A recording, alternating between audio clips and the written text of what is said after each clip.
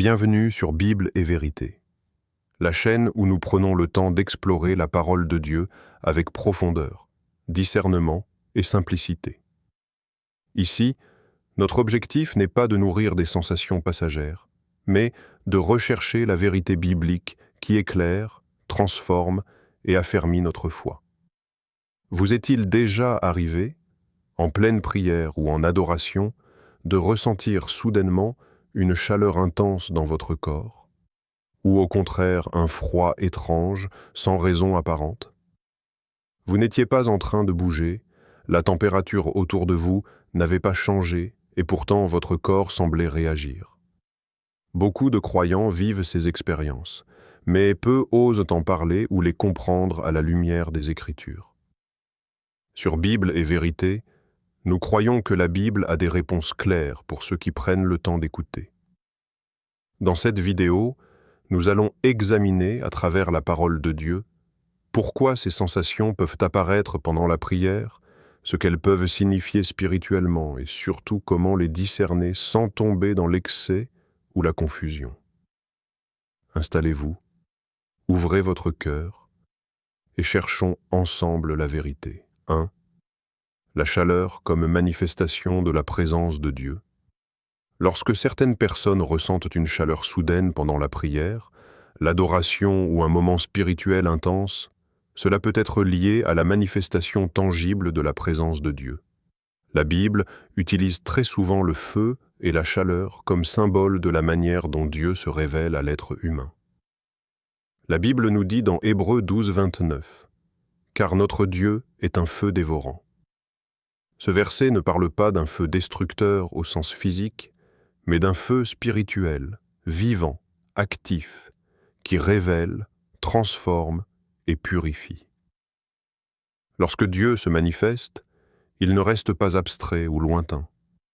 Sa présence peut être ressentie profondément, parfois jusque dans le corps. Dans toute l'Écriture, Dieu choisit souvent le feu comme langage de révélation. Moïse rencontre Dieu dans un buisson en feu qui ne se consume pas. Le peuple d'Israël est guidé par une colonne de feu la nuit. Et lors de la venue du Saint-Esprit à la Pentecôte, la Bible décrit des langues semblables à des flammes qui se posent sur les disciples. Ces images montrent que le feu n'est pas seulement un symbole poétique, mais une manière concrète pour Dieu de se rendre perceptible. La Bible nous dit dans Actes 2:3, « Des langues, semblables à des langues de feu, leur apparurent, séparées les unes des autres, et se posèrent sur chacun d'eux. Ce feu ne brûlait pas la peau, mais touchait l'intérieur. De la même manière, aujourd'hui encore, lorsque la présence de Dieu devient intense, le corps peut réagir. La chaleur ressentie n'est pas forcément liée à un mouvement physique ou à la température ambiante, mais à une interaction entre le spirituel et le physique. L'être humain n'est pas seulement un corps. Il est esprit, âme et corps, et ces trois dimensions sont interconnectées. Quand l'esprit est touché, le corps peut répondre. La chaleur devient alors un signe, non pas une fin en soi, mais une indication que quelque chose se passe dans la dimension invisible. La Bible nous dit dans Luc 24, 32, lorsque les disciples parlent de Jésus sur le chemin d'Emmaüs, « Notre cœur ne brûlait-il pas au-dedans de nous, lorsqu'il nous parlait en chemin et nous expliquait les Écritures ?» Il ne parle pas d'une émotion vague, mais d'un feu intérieur, d'une sensation profonde provoquée par la présence et la parole du Christ. Ce feu intérieur est souvent décrit comme une chaleur spirituelle qui anime, éclaire et réveille. Ainsi, lorsque quelqu'un ressent de la chaleur pendant la prière, cela peut être le signe que Dieu est proche, qu'il se manifeste, qu'il attire l'attention de l'esprit. Ce n'est pas une preuve de supériorité spirituelle, ni une expérience à rechercher à tout prix, mais une réponse possible du corps à une présence sainte. Cette chaleur invite avant tout à s'arrêter, écouter et s'abandonner. car Dieu parle souvent lorsque sa présence se fait sentir. 2. La chaleur comme signe de libération ou d'activation d'une puissance spirituelle. La chaleur ressentie pendant la prière peut aussi être liée à la libération d'une puissance spirituelle que Dieu dépose dans une personne pour un but précis. Dans la Bible, la croissance spirituelle n'est jamais statique. Dieu fait évoluer ses enfants, les amenant d'un niveau à un autre selon leur maturité et leur appel.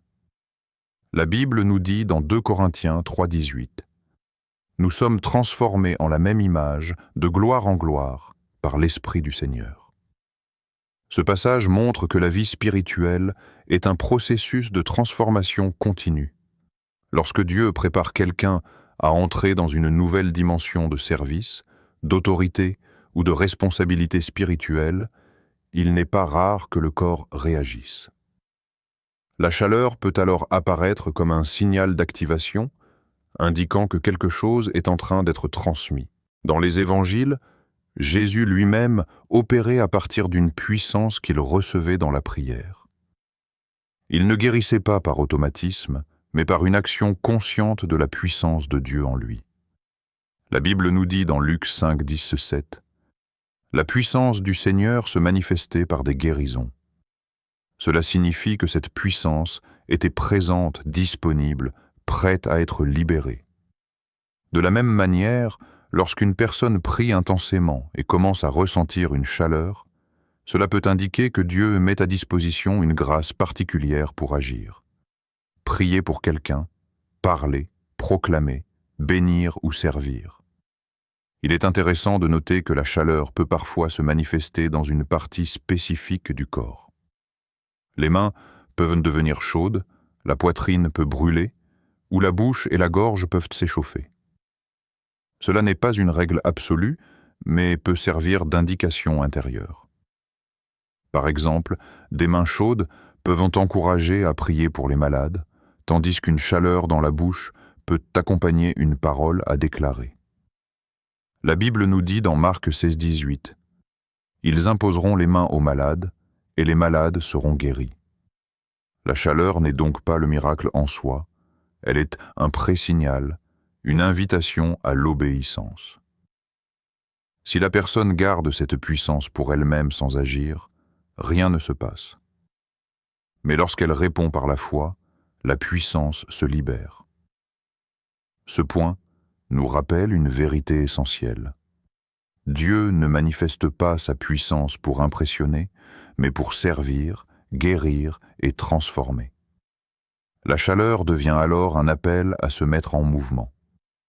3. La chaleur comme œuvre de purification et de libération intérieure. Une autre raison profonde pour laquelle une personne peut ressentir une chaleur intense pendant la prière est liée au travail de purification intérieure opéré par l'Esprit de Dieu. Dans la Bible, le feu n'est pas seulement un symbole de puissance, mais aussi un outil de purification.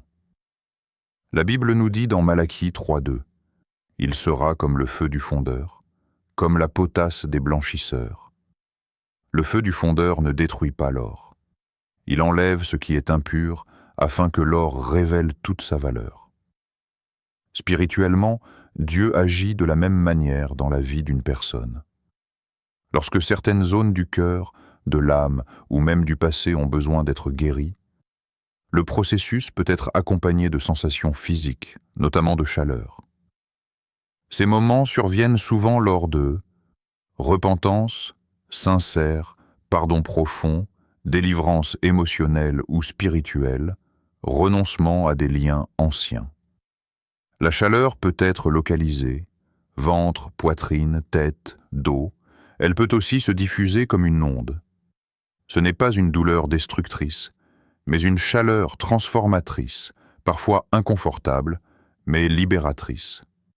La Bible nous dit dans Ésaïe 6,7 « Ceci a touché tes lèvres, ton iniquité est enlevée, et ton péché est expié. » Le feu touche, mais pour purifier, pas pour condamner.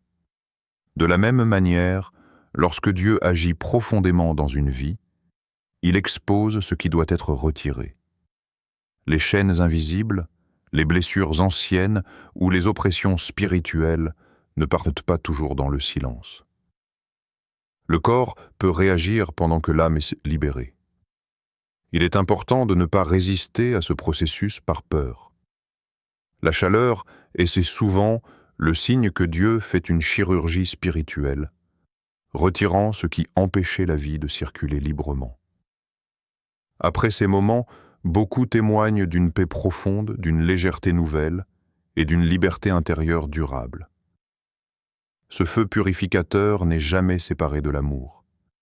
Il restaure, il guérit, et il prépare la personne à marcher dans une relation plus saine et plus profonde avec Dieu. 4. La chaleur comme réveil spirituel et retour à la ferveur. La chaleur ressentie pendant la prière peut aussi être le signe d'un réveil intérieur, d'un cœur que Dieu est en train de rallumer. Il arrive qu'avec le temps, la routine, les épreuves ou les distractions, la vie spirituelle perde de son intensité. On prie encore, mais sans la même passion. On adore, mais sans la même profondeur. Dans ces moments, Dieu ne condamne pas, il réveille. La Bible nous dit dans Apocalypse 3, 15 à 16, « Je connais tes œuvres, je sais que tu n'es ni froid ni bouillant. Parce que tu es tiède, je te vomirai de ma bouche. » Dans ce passage, Jésus utilise le langage de la température pour décrire l'état du cœur.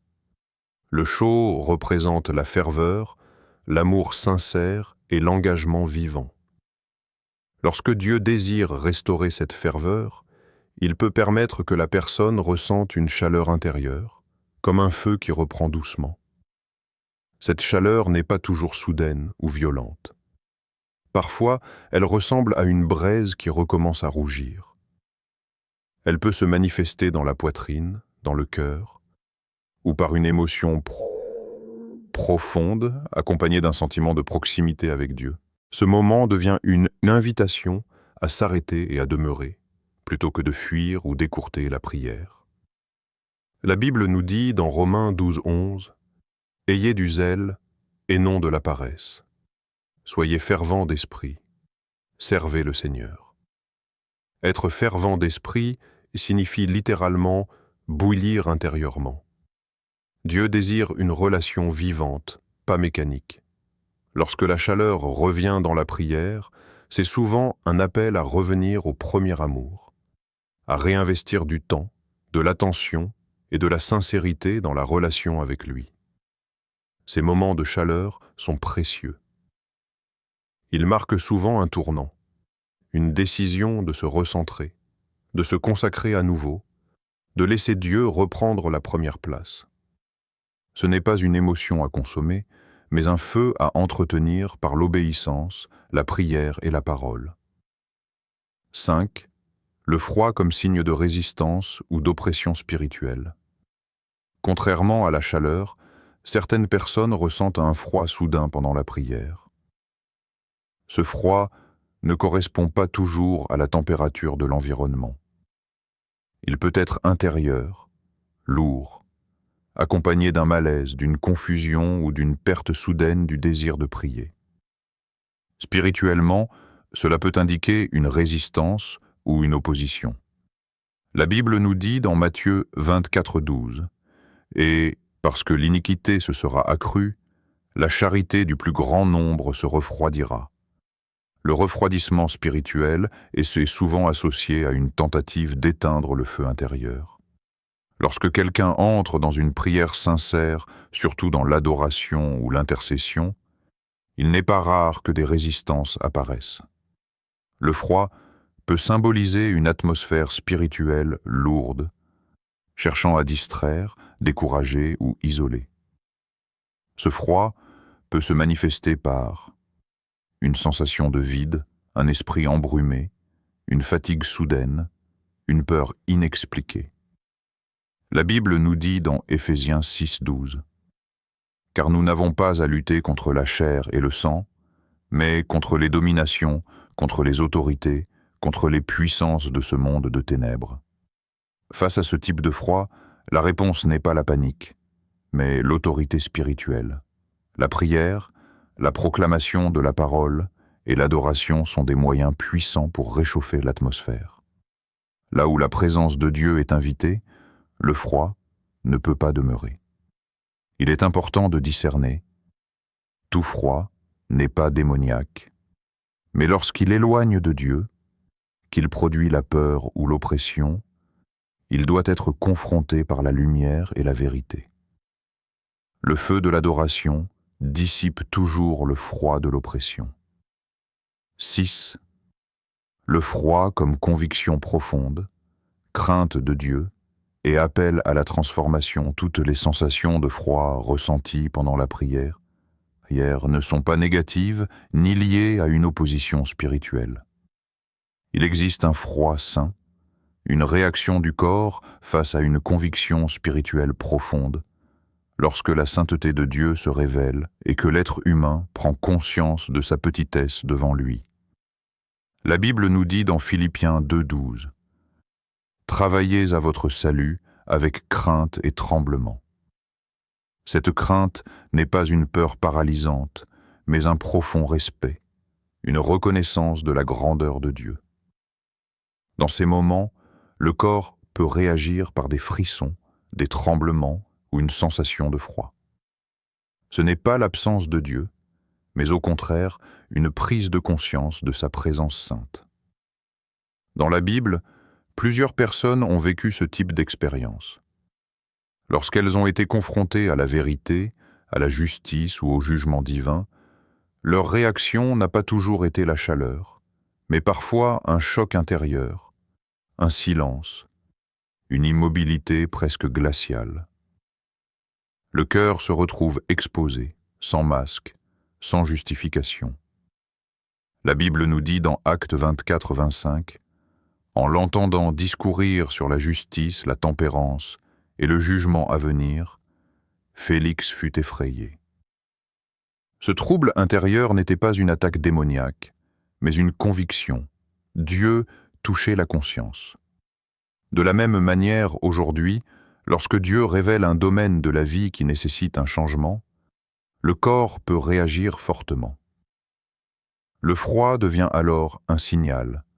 Quelque chose doit être reconnu, confessé ou abandonné. Ce type de froid est souvent accompagné de silence intérieur, humilité profonde, larmes ou retenue émotionnelle, sentiment de responsabilité spirituelle. Contrairement au froid d'oppression, ce froid ne pousse pas à fuir Dieu, mais à s'incliner devant lui. Il conduit à la repentance, à la consécration et à la transformation. C'est un moment précieux, même s'il est inconfortable. La Bible nous dit dans Psaume 50 et un verset 10-7 « Le sacrifice agréable à Dieu, c'est un esprit brisé. Ô Dieu, tu ne dédaignes pas un cœur brisé et contrit. »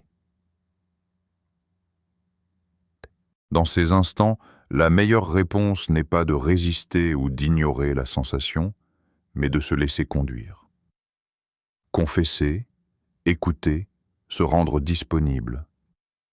Ce froid peut être le prélude d'une restauration profonde, car Dieu ne révèle jamais une vérité sans offrir aussi la grâce pour changer. Ce point nous rappelle une vérité essentielle. Les sensations ne sont pas des ennemis, mais des messagères. Elles ne gouvernent pas la foi, mais elles peuvent attirer l'attention sur ce que Dieu est en train de faire. Le discernement vient lorsque l'on observe le fruit produit. Repentance, paix, transformation et désir renouvelé de marcher avec Dieu. En fin de compte, qu'il s'agisse de chaleur ou de froid, l'objectif n'est jamais la sensation elle-même, mais une relation plus profonde, plus vraie et plus alignée avec le cœur de Dieu. Que l'on ressente de la chaleur ou du froid pendant la prière, une chose est certaine.